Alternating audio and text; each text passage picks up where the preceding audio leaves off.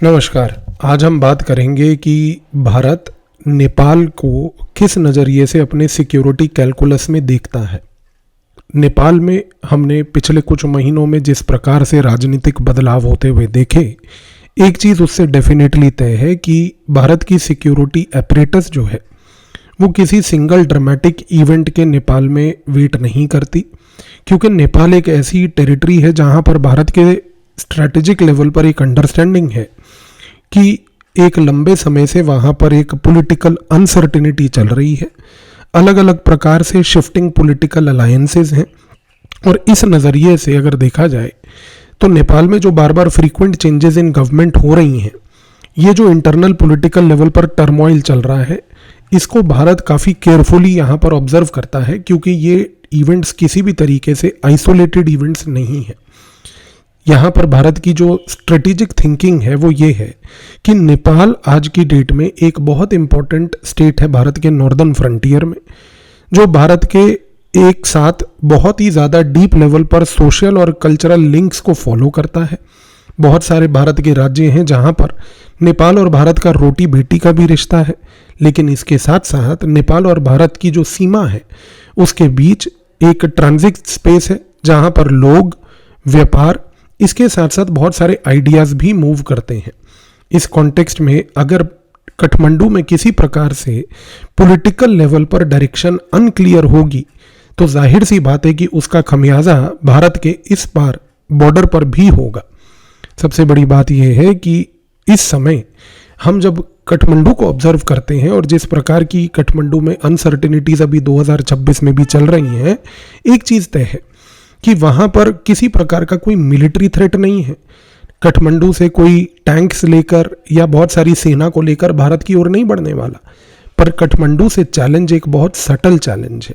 काठमांडू से चैलेंज है political uncertainty का, जो कमज़ोर करता है काठमांडू के पॉलिटिकल कंट्रोल के साथ साथ उसके इंस्टीट्यूशनल कंट्रोल को। भारत की जो स्ट्रेटेजिक अंडरस्टैंडिंग नेपाल को लेकर है वो ये है कि अगर नेपाल में किसी तरीके का पॉलिटिकल कंट्रोल कमज़ोर होगा तो उससे इंस्टीट्यूशनल कंट्रोल कमज़ोर होगा, उससे नेपाल में डिसीजन मेकिंग अथॉरिटी कमज़ोर होगी, और अगर डिसीजन मेकिंग अथॉरिटी घटेगी, इंस्टीट्यूशनल कंट्रोल घटेगा, तो भारत की स्ट्रेटेजिक कम्युनिटी का मानना है कि यहाँ पर एक एक्सटर्नल लेवल पर इन्फ्लुएंस करने के लिए स्पेस पैदा होगा। और जब ये पैदा होगा तो जाहिर सी बात है कि सिर्फ बॉर्डर्स को मैनेज करने के लिए आपको सेना और ट्रूप्स की आवश्यकता नहीं होगी, बल्कि अगर किसी भी तरीके से कोई एक्सटर्नल इन्फ्लुएंस नेपाल में बढ़ेगा तो उसका खमियाजा भारत की ओर बॉर्डर पर क्रिमिनल नेटवर्क्स हों, स्मगलर्स हों, एक्सट्रीमिस्ट ग्रुप्स हों,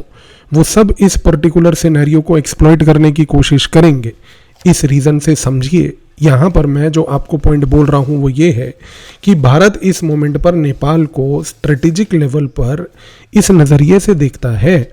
कि अगर वहाँ पर किसी भी तरीके से कोई पॉलिटिकल टर्मोइल 2026 में भी आगे बढ़ता रहता है तो ये भारत के लिए इंटेलिजेंस के लेवल पर, लॉ इन्फोर्समेंट के लेवल पर एक सेंसिटिव फ्रंटियर ही बना रह जाएगा। सबसे बड़ी बात यह भी है कि भारत आज की डेट में जब नेपाल को असेस करता है तो वो किसी भी नेपाली लीडर को फ्रेंडली अनफ्रेंडली नज़रिए से असेस नहीं करता। भारत का स्ट्रेटेजिक लेवल पर असेसमेंट हमेशा से ये रहता है कि वहाँ पर उस नेता की या लीडर की या पार्टी की ओवरऑल कंटिन्यूटी और कैपेसिटी क्या है। कहने का मूल रूप से मकसद ये है कि जब भारत की स्ट्रेटेजिक कम्युनिटी नेपाल को देखती है तो उसका ऑब्जेक्टिव ये रहता है जानना कि नेपाल का ये नेता और ये पार्टी नेपाल के जो संस्था हैं, पब्लिक इंस्टीट्यूशंस हैं, नेपाल का जो सिक्योरिटी अपरेटस है, उसके ऊपर पहली बात कैसे फंक्शनिंग लाएगा, क्योंकि वो फंक्शनिंग से कंटिन्यूटी भी और उस फंक्शनिंग से उस पब्लिक इंस्टीट्यूशन की कैपेसिटी भी डिफाइन होगी। अगर कोई पॉलिटिकल पार्टी या कोई नेता नेपाल में एक पॉलिटिकल स्थिरता को लेकर आएगा तो जाहिर सी बात है कि उसका इम्पैक्ट भारत के साथ जो सीमा है, जिस प्रकार के गवर्नेंस चैलेंजेस हैं, इसके साथ साथ जो क्रॉस बॉर्डर लेवल पर क्राइम और इलीगल मूवमेंट है, उन सभी पर आएगा। तो भारत में हमें ये चीज़ को गौर करके समझिए, ये आपके लिए बड़ा एक गहरा पॉइंट मैं बोल रहा हूँ कि भारत हमेशा नेपाल को पॉलिटिकल अनसर्टेनिटी के नज़रिए से नहीं देखता। भारत हमेशा नेपाल को देखता है कि कौन सा नेता, कौन सी पार्टी किस तरीके से नेपाल और भारत के बीच में पब्लिक इंस्टीट्यूशंस पे कंट्रोल प्राप्त करेगी। उन इंस्टीट्यूशंस की वजह से इंस्टीट्यूशनल कैपेसिटी बिहेवियर जो होगा वो कैसे डिफाइन करेगा भारत के क्रॉस बॉर्डर और इलिसिट इलीगल मूवमेंट्स को। यहाँ पर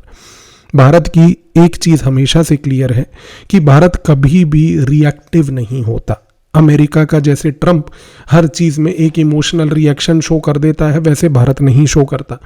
भारत का एंगेजमेंट नेपाल में अक्रॉस द पार्टी लाइंस है। अलग अलग पार्टियों के साथ, अलग अलग इंटरेस्ट के साथ वो इंगेज करता है। वो कभी भी किसी पर्सनैलिटी के साथ इंगेज नहीं करता, हमेशा वो लार्जर लेवल पर इंटरेस्ट्स को देखकर इंगेज करता है। दूसरी बात, भारत ऑपरेशनल लेवल पर कोऑर्डिनेशन सिक्योरिटी एजेंसीज का इस तरीके से इंश्योर करता है कि अगर मान लीजिए कोई पॉलिटिकल टर्मोइल हो भी, जैसे जेनजी प्रोटेस्ट नेपाल में देखने को भी मिला था, उसके बावजूद भी इस पॉलिटिकल ट्रांजिशन के पीरियड में रूटीन सिक्योरिटी कोऑपरेशन कोलैप्स ना करे। तीसरा, भारत की स्ट्रेटेजिक कम्युनिटी नेपाल में क्रॉस बॉर्डर मूवमेंट्स को बहुत केयरफुली मॉनिटर करती है, क्योंकि उसको ये पता है कि किसी भी प्रकार की पॉलिटिकल अनसर्टेनिटी का सबसे पहला मैनिफेस्टेशन अगर होगा वो ये होगा कि नॉन स्टेट एक्टर्स जो हैं वो इस स्टेट एक्टर्स की कमजोरी का फायदा उठाते हुए भारत के अंदर एक non state actor threat create करने की कोशिश करेंगे। लेकिन भारत की इस ओवरऑल स्ट्रेटेजिक थिंकिंग में नेपाल को लेकर कुछ लिमिट्स भी हैं। भारत एक चीज़ तो जानता है कि वो नेपाल को स्टेबल देखना चाहता है, लेकिन नेपाल को स्टेबल देखना और फोर्सेबली नेपाल को स्टेबलाइज करने में बहुत अंतर है। भारत कभी भी किसी तरीके से अपनी विदेश नीति में किसी दूसरे देश के अंदर इंटरफेयर करके